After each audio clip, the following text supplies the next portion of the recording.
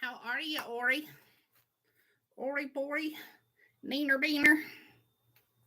Look, it's Kitty.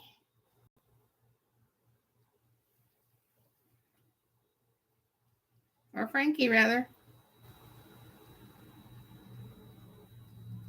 Oh, yeah, those sloths are moving a whole lot more than my computer.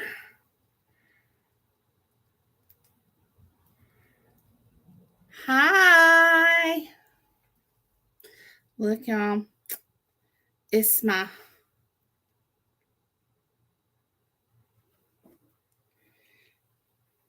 crayon. It's official.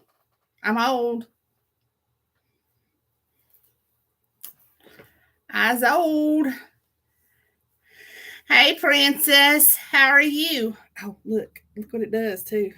Hey, Miss Tina. Oh, that ain't showing up on here. In real life, it's going.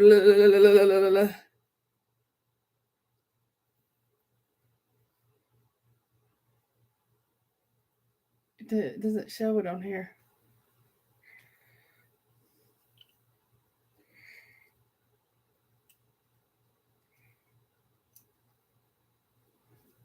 See, it's technically going like a strobe light.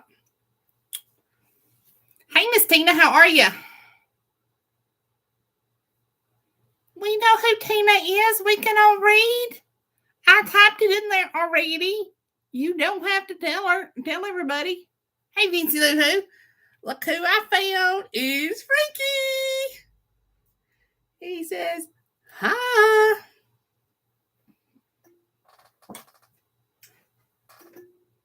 Okay. These things gotta come off my head because it hurts. It's not like it's made for like children or something. And I'm not turning music on, ladies, because I don't want to drag down the internet any slower. I don't know what the crap's going on with it. Yeah, Tina, Ori is Nina, so if you guys scream at anybody, scream at her. She takes it better than anybody else. She'll just scream right back at you. All right, are y'all ready to get started? Since it took me literally 10 minutes to get on. I don't know what is up tonight with my internet. Tina, I apologize.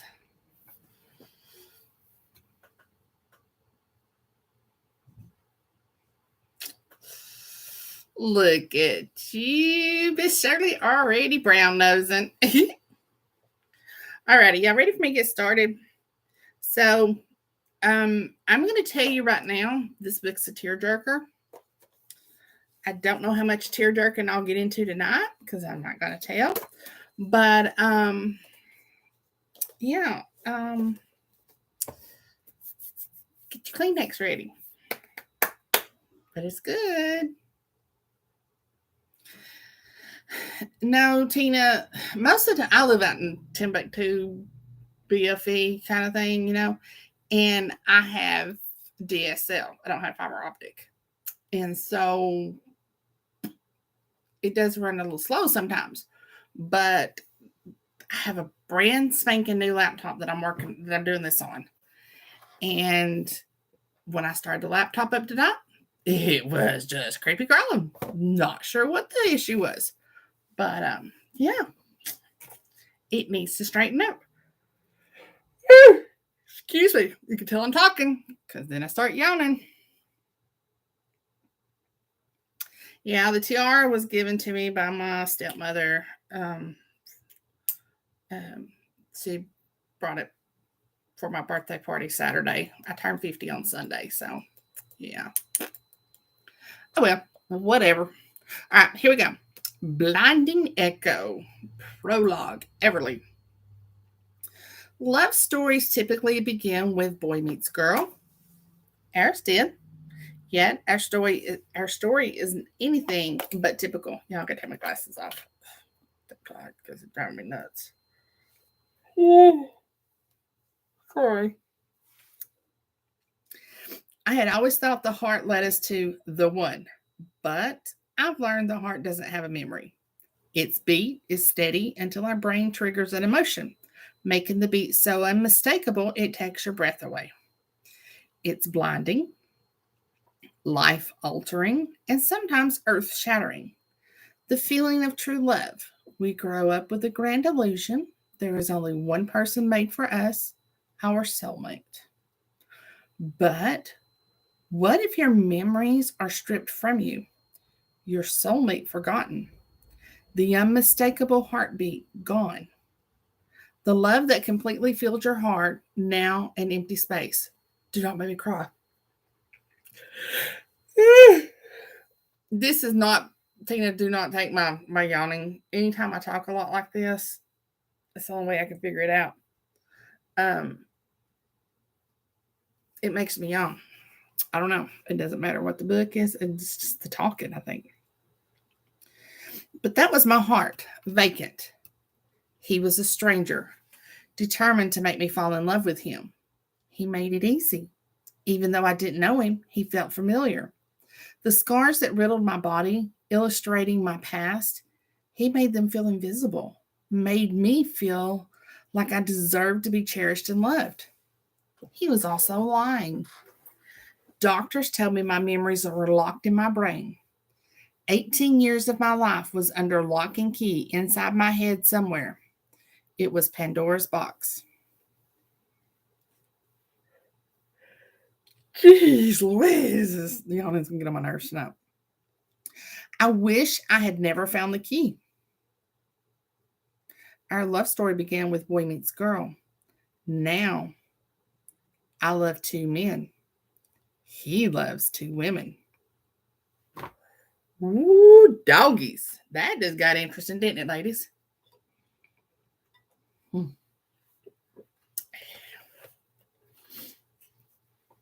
Chapter 1, Case. The second she opened her eyes, I couldn't look away. Gray fog rolled in, blanketing the blue in her eyes. The storm was about to release and wreak havoc. Her fist cocked back and landed right smack on his cheek.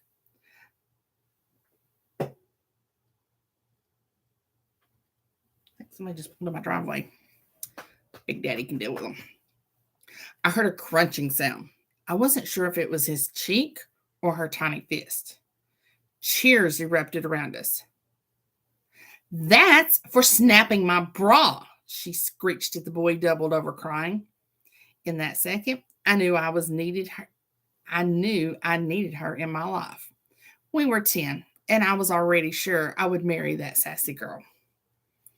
That sounds so much like me.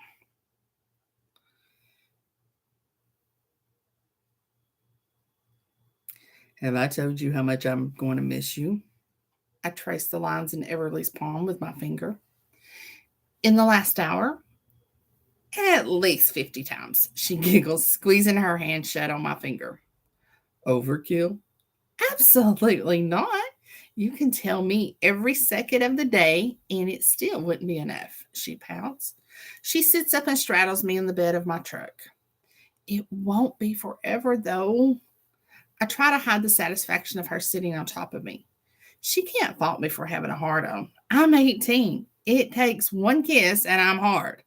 And when she's sitting on me, holy shit, all bets are off. It'll feel like it. I swallow, trying to ignore the heat coming from her core. 8 weeks is a long time. Don't remind me. She wrinkles her nose at me and jabs her finger into my chest. Have you told your dad? Why would I do that? Screw him, I growl as I focus on the cloudless blue sky before finding her gaze again. He won't even notice I'm gone. She doesn't push the subject. It won't make a difference. My mom died 5 years ago. The cancer was God's way of setting her free from the devil himself, my dad. I begged her to leave him. She wouldn't, no matter how hard he hit her. I wasn't old enough or big enough to stop it. When she died, things got worse. He turned his rage on me. I took it for a couple of years. The hits, the bruises, the pain. Those exact things lit the fire inside me, making me stronger so that one day he would never touch me again. I didn't run. I fought back. It makes me smile thinking about the day my dad tried to hit me 2 years ago. He ended up in the hospital with 2 broken ribs and a broken arm. Nothing compared to what he had done to my mom or me over the years. The cop looked the other way when my dad tried to bring charges against me. Everyone in town knows what type of man my dad is, a coward. God should have taken him instead.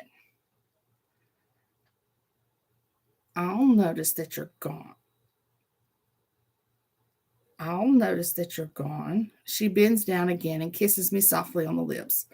Her pouty lips are one of my favorite things about her. Their plump softness makes me go crazy every time they touch my skin. Wrapping my arms around her narrow waist, I pull her closer. I love you, Everly, I whisper before our lips fuse. The shade of the tree offers little to no relief from the heat coming off her body. Or maybe that's just my body. Either way, it's freaking hot. Tires spinning on the dirt road drown out the buzz of the surrounding locusts. We both sit up and stare at the black Ford pickup coming at us. Great, Everly says sarcastically. Why can't Wayne understand you'd rather spend time with me right now? I smirk. He knows. He's just being an ass like normal, feeling left out. His truck slides to a stop next to mine, and he sticks his head out the window. You better make it to the water tower. You better make it to the water tower tonight, he says. I open my mouth to respond, but Everly beats me to it. Really, Wayne? Do you have a phone? I sure do. He smiles and holds up his phone, taunting her. She rolls her eyes. Well, why don't you use it? You didn't have to come out here to interrupt us. Her huff is adorable. These two have fought like brother and sister since we were 10. He's my best friend. She's my girlfriend. And I'm stuck in the middle. Dude, we'll be there, I say to diffuse the situation. The faster he leaves, the faster those lips will be back on me. He's throwing me a going away party tonight. I leave for boot camp on Monday. 8 weeks without either of them will be hard, but I'm ready for the challenge. I'm ready to leave this town. He points at me. You better be. I'll come hunt you down. We've been... What the crap is that?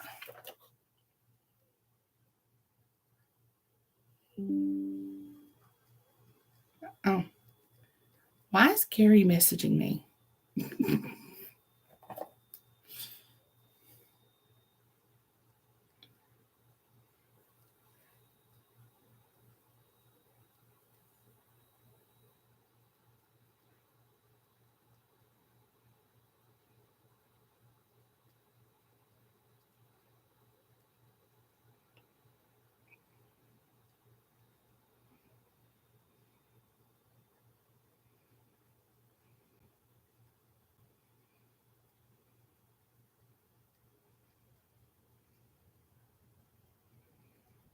Vince, you need to get control of your boy there. Not this one. I was talking about Gary. Apparently, I'm reading his book and he sends me stuff. I don't know. Okay. Hey, Nathan.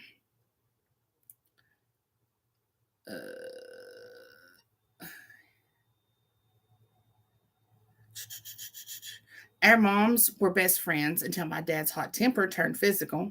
Wayne's mom tried to talk her into leaving too, but instead of taking her advice, my mom shut her out of her life. She forced her way back in the day. Mom told everyone she had cancer. She's been like a second mom since my mom died. He drives forward, does a quick U-turn, creating a cloud of dust, and drives past us going back the same way he came. He yells, "Bye, Buttercup." See, Nathan would do Wayne in this. Just saying. He drives forward, and I can't read anything you guys are doing until I put my glasses on just now. I didn't know Nathan was even on here, so...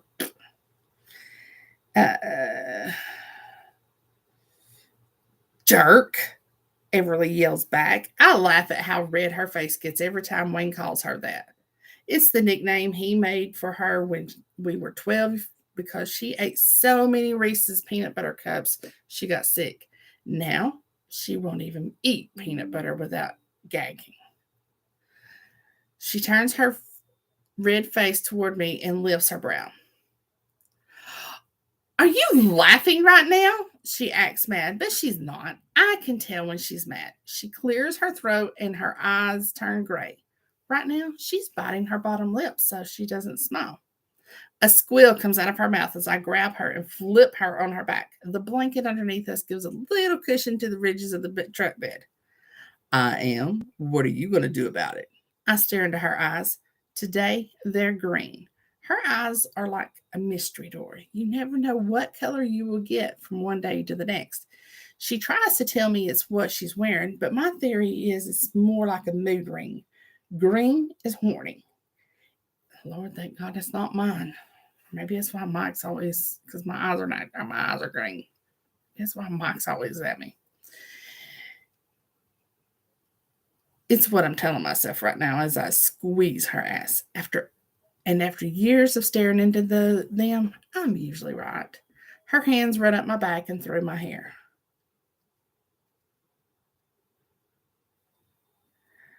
I would tell you, but I don't want to think about money right now. Me neither. My hand crawls up her thigh underneath the skirt she intentionally wore, and she squirms as I run my finger along the edge of her cotton underwear. Her breathing quickens, and she hums as I slide my finger under, tracing her opening. The second I feel her wetness, I groan. Something inside me ignites, and it wipes my mind of everything except one thing. Everly Cole. Our hands tangle in a mad rush to unclothe each other. We're hidden away in our special spot on my grandfather's land. Wayne is the only person who knows where we go, but that's only because the asshole followed us one night to see where we always disappear. I reach into my shorts pocket to grab a condom. Feeling nothing, I flip the shorts over and switch pockets. I curse under my breath. What's wrong? She asks, her voice as sweet as the sin we're about to commit. I dig my head into her shoulder and groan as my dick shoots out, a pain knowing it's not getting any action. I can't find the condom. It must have fallen out somewhere. I mutter. It's okay. I'm on the pill. I jerk up, propping myself up with my elbows. Since when? Since last month. Do your parents know? That's a stupid question. If her dad knew, I'd be 6 feet under right now. Jake Cole is the town sheriff. No one messes with him. He's never been a fan of me, but he learned early on it was better to keep his enemy close because his daughter was going to date me whether he liked it or not. Case, I'm 18 now. They don't need to know everything I do. I'm trying hard to think with the right head because right now my dick is the hardest it's ever been. Are you sure? I murmur, studying her face for any hesitation. When she reaches down between us and wraps her warm hand around my hard dick and guides it inside her, I know she's sure. The heat alone almost makes me lose my shit. It's never felt this good. It's perfect. She's perfect. She's mine. Chapter 2, Everly. Case messes around with his friends in the middle of the circle outlined by truck beds. High school kids fill the beds, dancing to loud music, making out or drinking beer that Trey had his older brother get from a county over. This is what we do every weekend. The spot might be different, but the setup isn't. Every road in town leads to an open dirt field. Tonight, we're at the water tower. Tomorrow might be the watering hole. Welcome to Barrow, Texas, the small town with a population of 8,251. Salute! Sorry, you older folks might know that one. But then again, it may just be a Southern thing. Susie and Mike Crow added that last one when they had a baby last week. Case owns this town. He'll never admit it because he hates it here, hates the memories of his mother's death, and especially hates his dad. Jerry Barrow, founder of Barrow Oil, which back in the day controlled the majority of the oil in the U.S., was Case's great-grandfather. The land this town sits on and every mineral right underneath it has been passed down from generation to generation, and it ends with Case. Jerry Jr. died from a heart attack after his mom passed away and left everything to Case. His fortune is tied up in a trust fund until he's 28, where, with other stipulations no one knows about. I can't believe he's leaving, Stacy says, leaning on my shoulder. I nod inside. Me too. And without me. This wasn't the plan. I always thought we'd leave this town together and never look back. I don't hate it here like Case, but there's so much more out in the world. But I can't leave here on my own. I'm not strong enough to leave my parents without him by my side. Being their only child, and as much as Case has tried to make me gain independence, I'm terrified of being on my own. Going to the doctor and getting on the pill was the first thing I've ever done by myself. I wanted to surprise him before he left.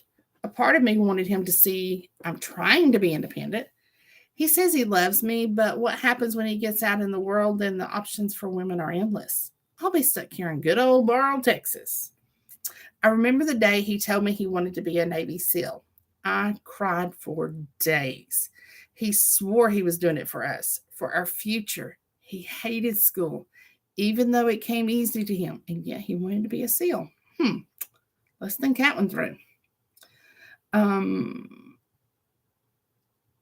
So the last thing he wanted to do when he graduated high school was go to college. He was using it as a way to leave this town. I had our little life planned, and him leaving for the military was not in that plan. Now, I'll be going to the community college by myself. Hey, beautiful. You from around here? Case jumps into the back of the truck, strolling over. The last year, he's been working out every day, getting ready for the SEAL physical test. He was hot before, but now he's hot with muscles, and I can't keep my hands off of him.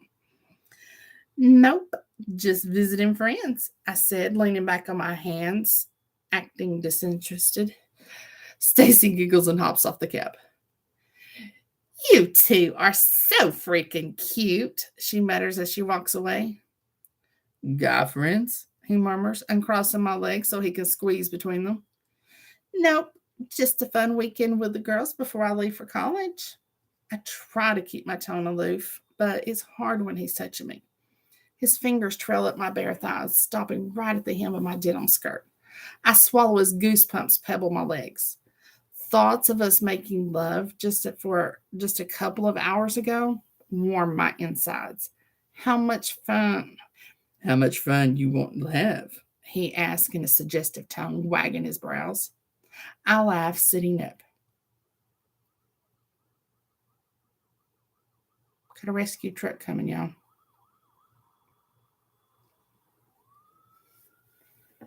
Maybe an ambulance.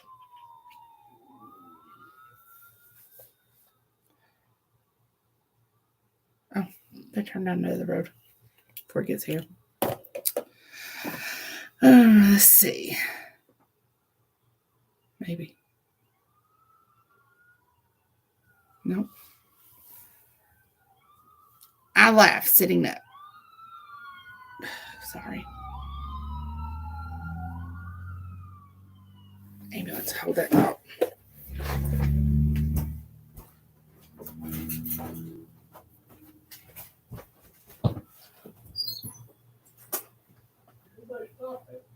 This way. You better check Miss Doris.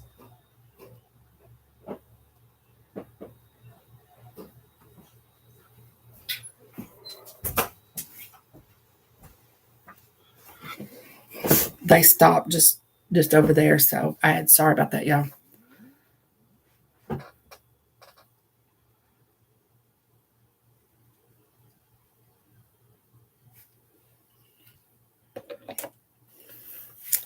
Okay. Let's see. How much fun you wanting to have? He asked in a suggestive tone, wagging his brows. I laughed, sitting up. I had that type of fun earlier. Now I want to dance. He yanks me forward, my skirt bunching up my thighs. Lucky guy.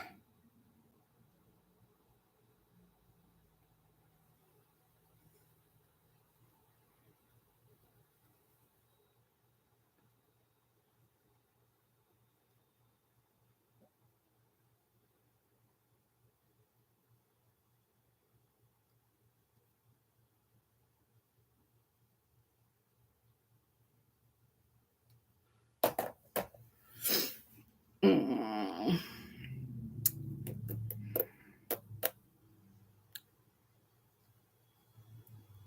He better always remember how lucky he is, I say, flashing a sly smile.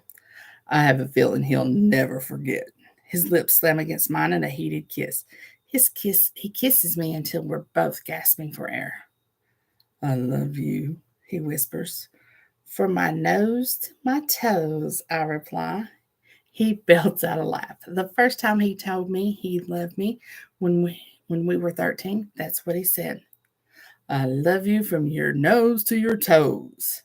It's been a joke between us because I was so upset his love stopped at my nose. He picks me up, setting me on my feet. Come on, Evie, let me show you my dance moves. I playfully growl at the nickname. He knows I hate being called Evie, but I let it slide with him. Oh, I can't wait to see this. Maybe this time you'll show me more than just the sprinkler. I joke.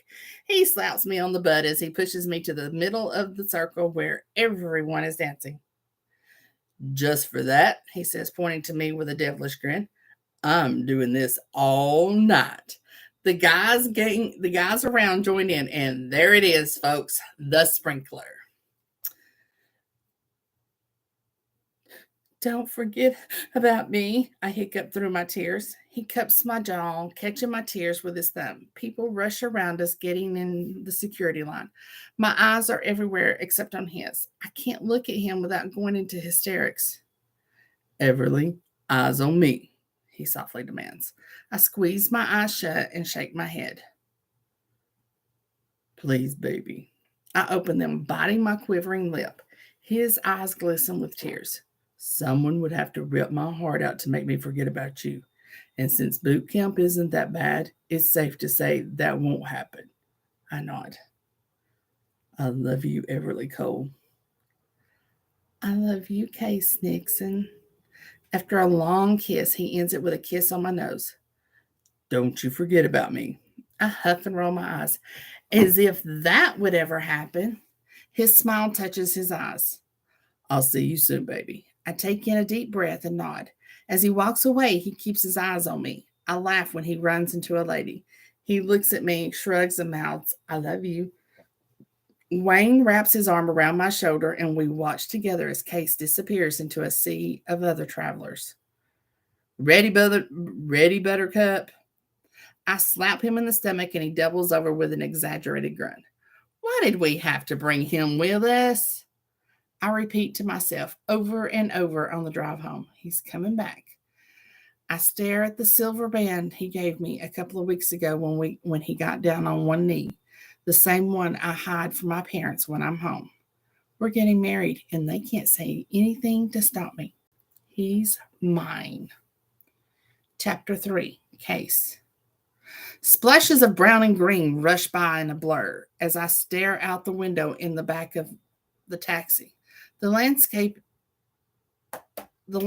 is choking in this Texas heat. Lord, Gary's driving me nuts, Charles.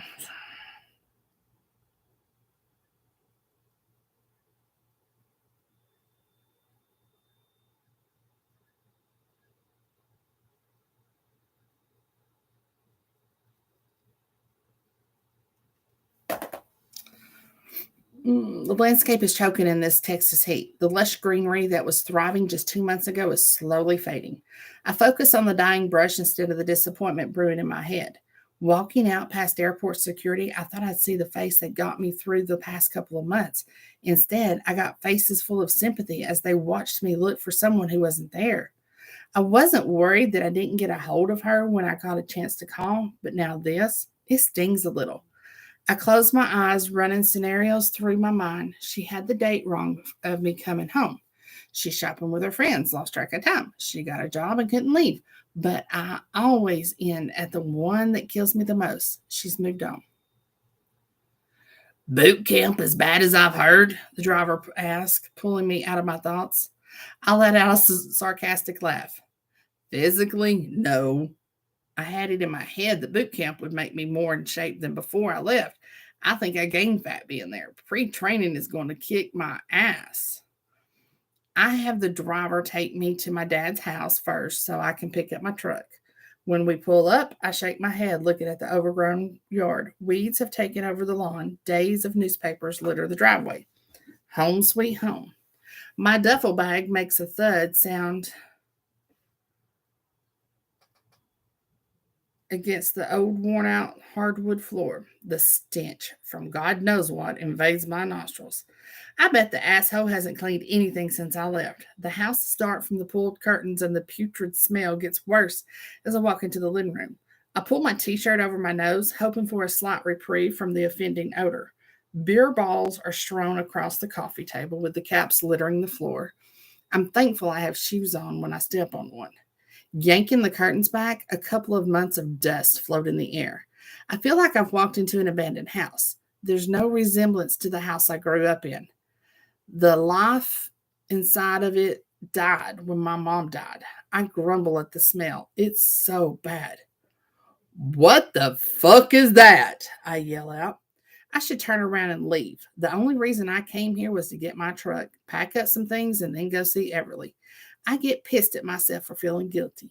He did this to himself. He's a fully capable human being able to take care of himself. It's like the angel and devil of my subconscious are having a fight. I'm on the devil's side, but it's the angel that's making me head toward the closet. The box of trash bags I bought before I left is unopened, proving the bastard didn't throw anything away. I yank a bag out, shaking it open, and start cleaning up. When my fingers touch something wet on the counter under the mound of paper plates, I snap them back. I smell my fingers and my stomach convulses, and I cough through the gagging.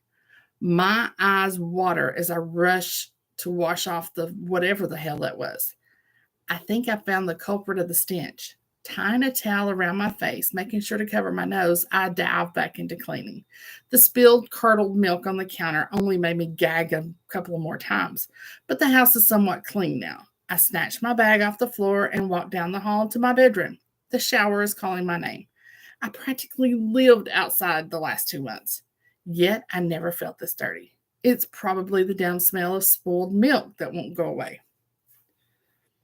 Well, if it ain't the prodigal son returning, my dad's gruff voice slurs as he walks in the front door. I'll look up from tying my shoe for a moment, briefly catching his bloodshot eyes before looking back down and finishing. I'm surprised you came back, boy. Sitting up, I watch him look around. He nods with his lips puckered like he just ate a lemon.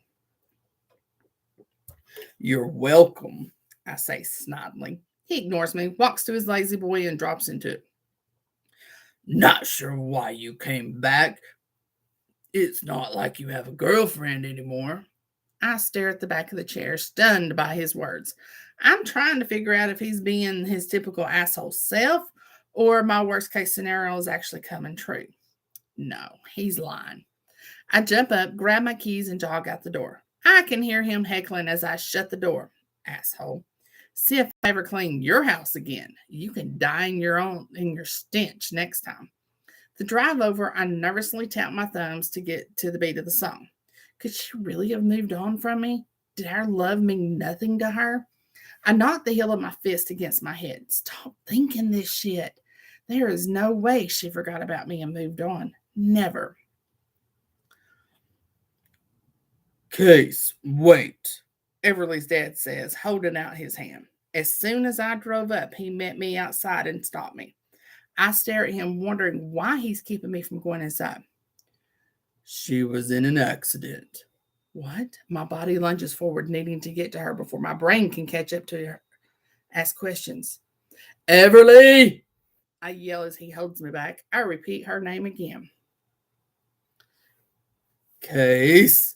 He shakes me and I glare at him, my nostrils flaring. She was hurt pretty bad. Where is she? My voice is in full panic mode. Tell me where she is. She's inside, but... He might be bigger than me, but he's not as fast. I twist out of his grip and run inside, the screen door slamming behind me. Everly, where are you? I yelled, trying my hardest not to scream it at the top of my lungs. Glancing into each room as I rushed through the house, I finally found her in her bedroom. She's sitting up with a book in her hand, but her eyes are pinned on me when I enter the room.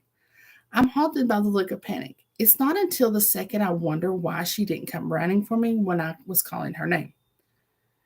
Everly, what's wrong? I take a step and her back stiffens, so I stop.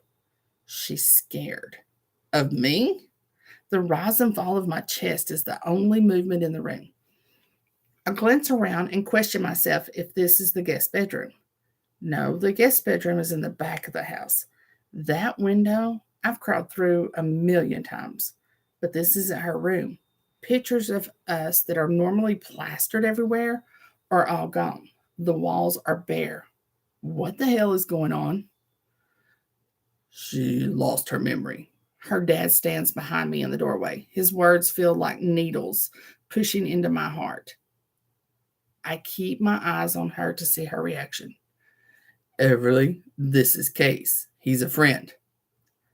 I whip around and narrow my eyes at him, my hands fist at my sides. I'm more. His jaw tightens and his eyes bore into me as he interrupts me and says, Stop. She doesn't remember any of us. Everly's mom places her hand around his arm and gives me a sympathetic nod. She pulls on his arm and nods her head into the side, gesturing that he leave us. He hesitates for a beat, but gives in. Don't say anything to upset her, he warns me before leaving. She really did forget me. Literally. I slowly turn around, wringing my fingers. What do I say? The love of my life is staring at me like I'm a stranger. Shit, I am a stranger in her head. Does her heart not feel anything when she sees me? I blink back the tears that threaten to escape. What was your name? I have dreamt of her voice for months, the pure, sweet, angelic tone that I could never get enough of. But I could double over in pain from those words. I hold myself together so I don't upset her. But this is the hardest thing I've ever done in my life. Choking on my name, I clear my throat and try again. Case. That's a weird name. I chuckle and nod. Her answer takes me.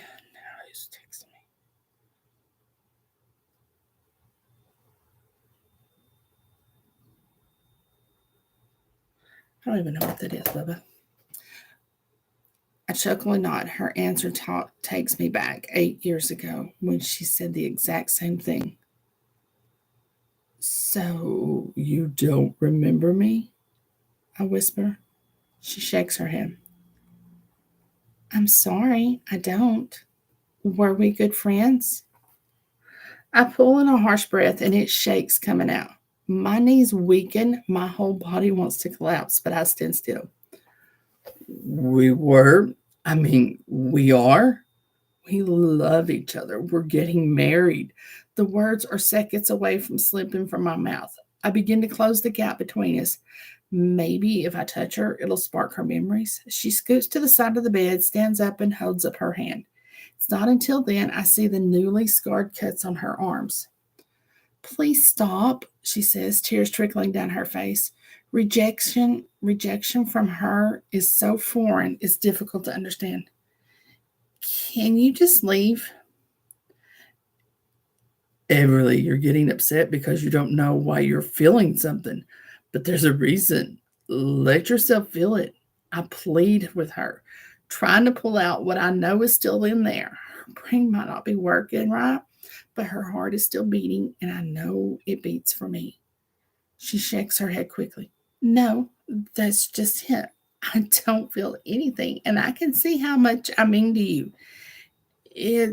She pauses, taking in a quick breath. It's killing me that everyone looks at me, expecting me to remember them, and I just don't. I'm tired of people touching me, telling me stories that sound more like a book I read than a memory. The disappointment in everyone's faces when they leave. I don't know what to say to make you feel better, she cries. Case, I think it's best you leave. Everly's mom says, coming into the room. She places her hand on my arm like she did her husband's. The gentle gesture feels like a hand of steel crushing me. I wipe the tears running down my face. I don't know what to do. I'm supposed to go back to training in a couple of days, but I don't want to leave her. She'll remember me. She has to. I find her gaze again, but she looks away. I'm sorry I wasn't there for you. My heart splits open as I walk out of the room. Everly's dad is on the porch as I pass. I'm sure he's loving the fact that his daughter can't remember me. Everly's mom takes her place next to him.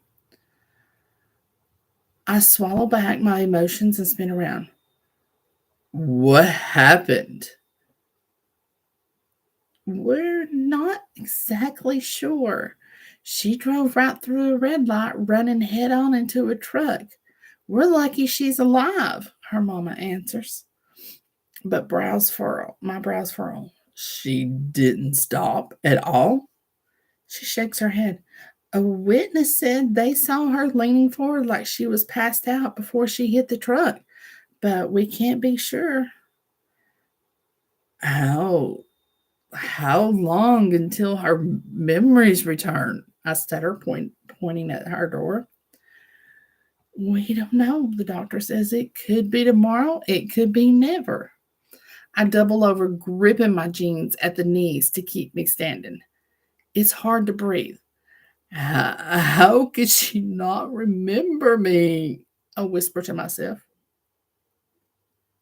We need to tell him, I hear her mom say. Standing, I murmur. Tell me what? Her dad glares at her mom. Whatever she wants him to say, he's not happy about it. Tell me what? I say louder this time, taking a step toward them. He firmly shakes his head twice at her like he's not going to tell me. He sighs, looking back at me. We're moving her into a facility that specializes in helping patients with amnesia. Okay, I respond, wondering why he didn't tell me that. Didn't want to tell me that. The quicker she can get help, the faster she'll come back to me. Where? In Arizona? Arizona? There isn't anywhere closer, like Dallas. And why did you take down all her pictures? Don't they say to keep showing her pictures because you don't know what will trigger her memory? I don't have a freaking clue if that's what they say, but it sounds reasonable. It's crazy to think, but it sounds like they're trying to take her away from me. The sadness inside me switches to anger. We didn't take them down. Let's see. Um, we didn't take them down. She did. I've never wanted to punch Everly's dad as much as I do right now. His smug face fuels the fire burning in my gut. He takes a solid step toward me, lifting a brow as if taunting me to do it. The only choice I have is to turn around and leave. He wouldn't hesitate to throw me in jail, and it'd destroy my military career. The slight satisfaction of leaving tire marks in front of his house as I speed away lasts less than a second before the reality of the situation sets in. I've lost Everly. You know what? I think that's a good spot to stop. I think that's a good spot. Now, you know why I said you need a box of tissue, right?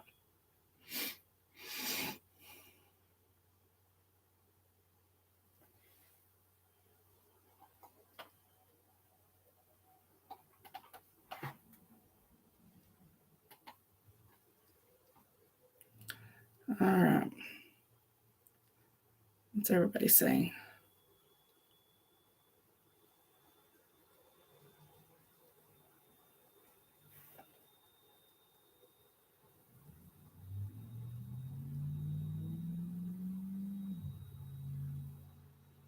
Well, thank you, Miss Vincent. You like my little, see the cleavage? Little brother don't, or big brother don't look, because you just get grossed out.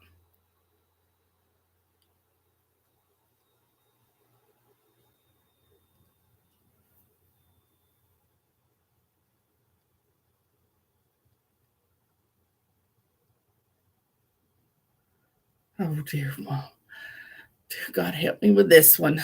Nathan, you need some holy water dumped on you too.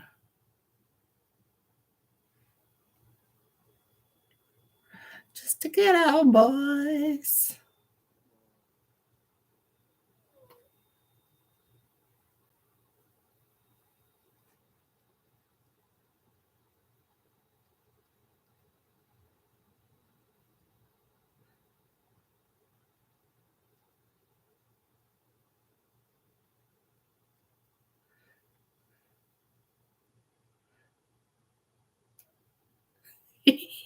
Yeah, I knew Nathan would get it. Oh, thank you so much, Miss Tina, for letting me read this book. It is so good.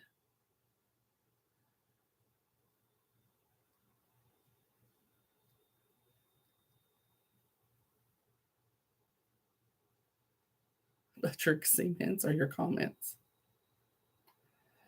Lord have mercy.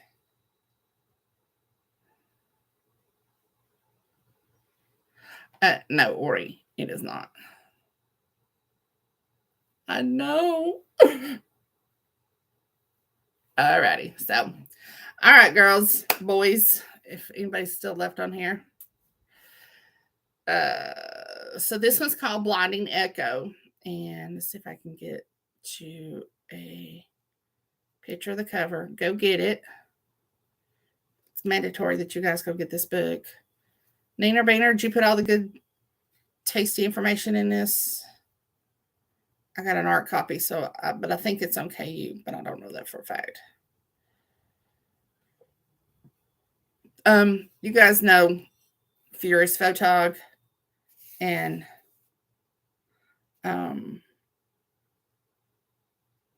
Chase Keaton. That's his on the cover. You guys have seen this picture. You know you have, or at least one real similar from the photo shoot. Oh, is it not? Okay, my bad. It's not okay, y'all. Just go by the book. You tired asses, just go by the book, okay? Forget I even said that. But yeah, the book is good, y'all. Go get it. Just get you a box of Kleenex. Oh, I know. Chase is so yummy. So yummy. Alrighty. So tomorrow night, forget who's tomorrow night. I got the book though. Oh, crap. Tomorrow night is. Oh no, that's not what I wanted. I need to do that. And yeah, it's Chase. Have you ever met Golden? He is a hoot. I met him in 19. Yeah, in 19 when I went to Nashville, the Nashville Naughty Authors event. I met Golden there, and he's a hoot. All right, tomorrow's is Karina Adams' Dreams of You. Dream a little dream of you. All right. I know Golden is such a sweetheart. All right. So, all right, everybody, go get the book and then come back tomorrow night so I can make you go buy that book. So, all right. That's how it works, Tina.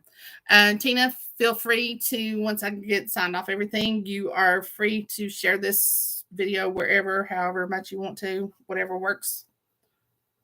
And other than that, ladies, I'm going to go find out about the ambulance because that's not cool. That was not cool. All righty. Love you, girls. Have a great evening. Happy reading.